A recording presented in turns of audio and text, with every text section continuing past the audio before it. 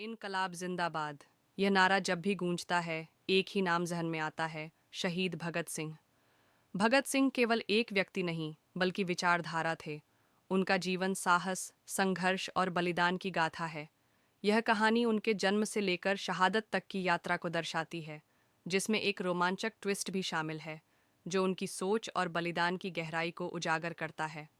28 सितंबर 1907, पंजाब के लायलपुर ज़िले, अब पाकिस्तान के बंगा गांव में, एक ऐसे बालक का जन्म हुआ जिसने भारत की आज़ादी के लिए अपना सब कुछ कुर्बान कर दिया।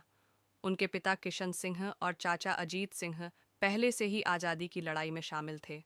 जब भगत सिंह का जन्म हुआ, तो संयोग से उनके पिता और चाचा जेल से रिहा हुए थे। बचपन से ही भगत सिंह के कानों में देशभक्ति की गूंज थी। वे अपने दादा अर्जुन सिंह से वीर स्वतंत्रता सेनानियों की कहानियां सुनते और प्रभावित होते थे। जलियांवाला बाग हत्याकांड 1919 ने उनके दिल में ब्रिटिश शासन के प्रति गहरा आक्रोश भर दिया। 12 साल की उम्र में वे हत्याकांड की जगह पर गए और वहां की मिट्टी को अपने सिर पर लगाकर प्रतिज्ञा की, मैं ब्रिटिश हुकूमत से इसका बदला लूंगा।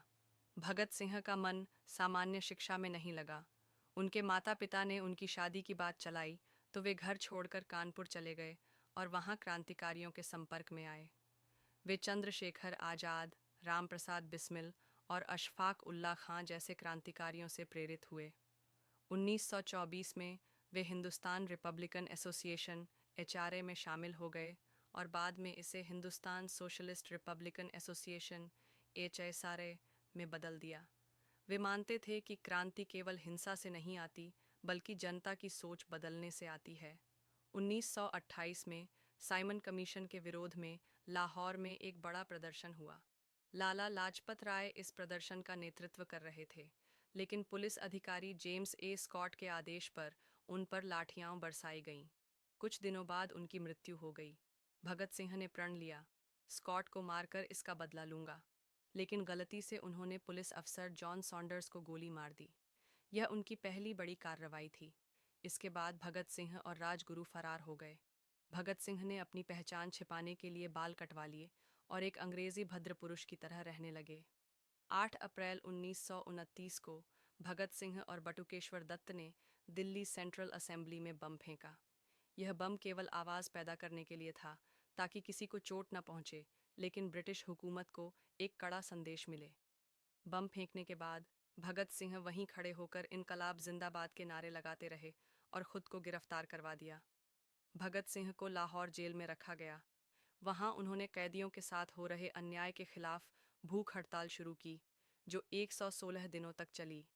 उनका मुकदमा चला और ब्रिटिश सरकार ने उन्हें फांसी की सज़ा सुनाई। लेकिन अब कहानी में ट्विस्ट आया। एचएसआरए के कुछ क्रांतिकारियों ने भगत सिंह को जेल से छुड़ाने की योजना बनाई। जेल के अंदर भगत सिंह तक हथियार पहुंचाए गए, लेकिन भगत सिंह ने खुद भागने से इनकार कर दिया।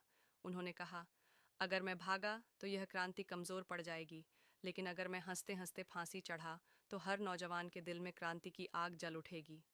23 मार्च 1931 शाम 7:30 भगत सिंह, सुखदेव और राजगुरु को फांसी देने का समय तय किया गया था। जब जेल अधिकारी उन्हें लेने आए तो वे हंसते हुए अपनी कोठरी से बाहर निकले और बोले, चलो आज़ादी की ओर चलते हैं। फांसी से पहले उन्होंने अपने साथियों से कहा, मेरा एक ही सपना था, आज़ाद भारत। अब वह दिन आएगा जब यह देश आज़ाद होगा। फांसी से पहले उन्होंने अपनी आखिरी इच्छा जताई, मुझे गीता या कुरान नहीं चाहिए, बस लेनिन की किताब दो। फांसी से पहले वे लेनिन की किताब पढ़ रहे थे और उनका आखिरी शब्द था, इनकलाब जिंदाबाद। उनकी फांसी की खबर सुनकर पूरा देश रो पड़ा, लेकिन उनका बलिदान बेकार नहीं गया। उनकी शहादत ने आज़ादी की लड़ाई को और तेज कर दिया। भगत सिंह मरकर भी नहीं मरे, उनकी विचारधारा आज भी जिंदा है। उन्होंने हमें सिखाया कि आज़ादी केवल बाहरी दुश्मनों से नहीं, बल्कि भीतर के डर, भ्रष्टाचार और अन्याय से भी चाहिए। उनकी लिखी मैं नास्तिक क्यों हूँ जैसी किताबें आज भी युवाओं को प्रेरणा देती हैं। उनका सपना सिर्फ अंग्रेज़ों से आज़ादी नहीं, बल्कि एक न्यायपूर्ण, बराबरी वाला समाज बनाना था। निष्कर्ष, क्या हम भगत सिंह के सपनों का भारत बना पाए? आज जब हम भगत सिंह को याद करते हैं तो सवाल उठता है, क्या हमने उनका सपना पूरा किया? उन्होंने जो इनकलाब चाहा था, वह केवल ब्रिटिश शासन के खिलाफ नहीं था, बल्कि हर तरह के अन्याय के खिलाफ था। उनका